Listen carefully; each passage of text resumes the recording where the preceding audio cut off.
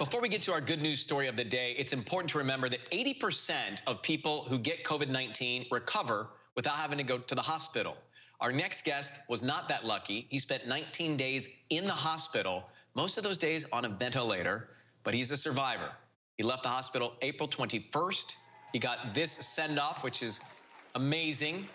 And he's with us now from Lone Tree, Colorado. Say hello to Jason Jahanian. Jason, well, that is a great moment, and you look fantastic. How are you feeling today? How are you doing? I'm feeling fantastic. I'm feeling like $1 million comparatively. Well, life has been great. Jason, we have so much information that we always get, by just reading the news and watching the news about who gets this COVID virus, right? And here you are, you're a marathon runner. You're 40 years old.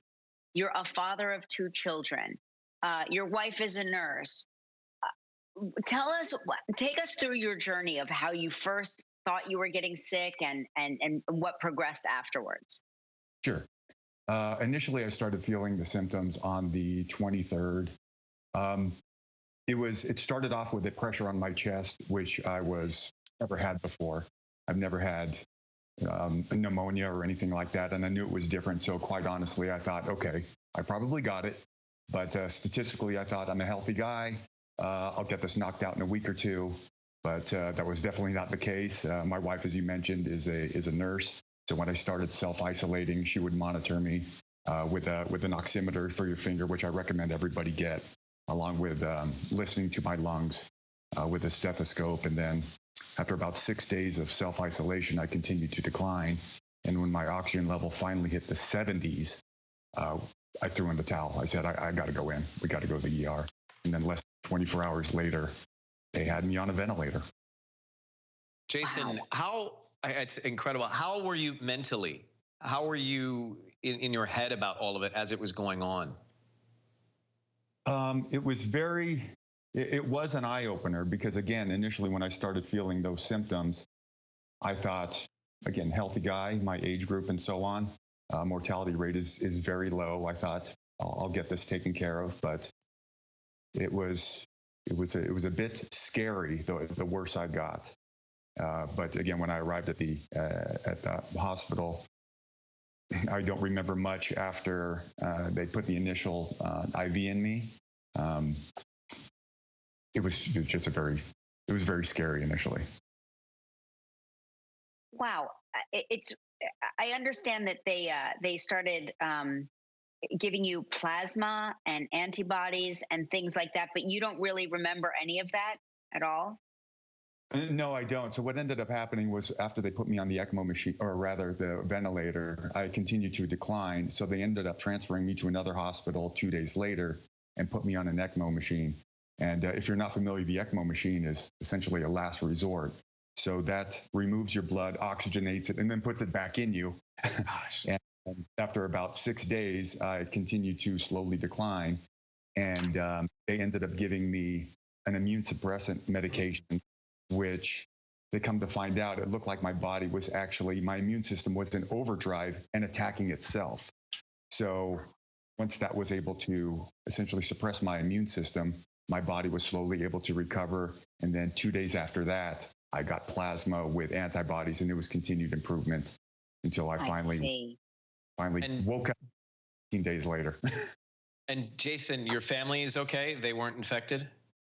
Well, my wife did test positive for the antibodies. So at some point she did get it, but it's just such a very unique disease, as you're all aware. It affects everyone differently. So they're all fine now, but it affects everyone differently. I'm just thinking, I'm thinking about your wife, and you said that you were unconscious or did not really understand what was going on through most of this, and your wife, especially being a nurse, being acutely aware of what's going on. Yeah. Did she have any talks with your kids, or did she try? I know you have 2 young kids. Did she try to prepare them for the worst in any way? That was what I tell people, is that she had a much tougher battle than me. I mean, granted, I was what I call it during this time. My wife was she's the strongest person I know. She was staying in contact with the hospital and asking the right questions, and also having to deal with those really, really tough conversations with my kids. My 8-year-old daughter, Keston. I've got a younger son, Bryson, who's 4. So, how cute! Is more aware. Yeah, that's the afternoon I got home. But my daughter, for example, she was asking my wife Michelle to promise her that I was going to make it home, and she said, "I can't. I can't promise you that. But what I will promise you is that your dad is fighting as hard as he can," which I was, because that's all I dreamt about was my family. That's all I dreamt about.